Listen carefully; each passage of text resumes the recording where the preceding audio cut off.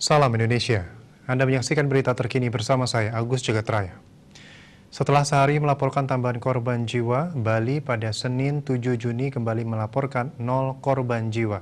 Namun jumlah kasus barunya masih di 2 digit, lebih banyak dibandingkan sehari sebelumnya.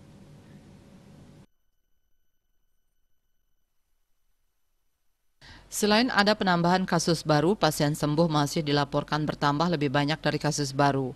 Jumlah kenaikannya juga ada di 2 digit. Menurut data Satgas Penanganan COVID-19 Bali, terdapat 36 kasus baru. Kumulatif kasus yang ditangani Bali mencapai 47.508 orang. Korban jiwa nihil tambahan.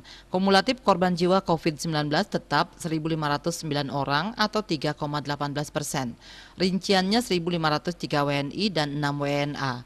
Pasien sembuh bertambah mencapai 45 orang, sehingga total pasien sembuh saat ini sebanyak 45.535 orang atau 95,85%. Jumlah kasus aktif yang masih dirawat maupun menjalani karantina berjumlah 464 orang atau 0,98%. Mereka dirawat di 17 rumah sakit dan dikarantina di Bapelkesmas, UPT Nyidah, Wisma Bima, dan BPK Pring. Dia Dewi, Bali Pos melaporkan. Untuk mencegah penyebaran COVID-19, ingat pesan Ibu selalu terapkan 3M, wajib memakai masker, wajib mencuci tangan, dan wajib menjaga jarak, serta wajib menghindari kerumunan. Dengan penerapan perilaku 3M, Indonesia segera terbebas virus corona menuju Indonesia maju. Tetaplah bersama Bali TV. Salam Indonesia.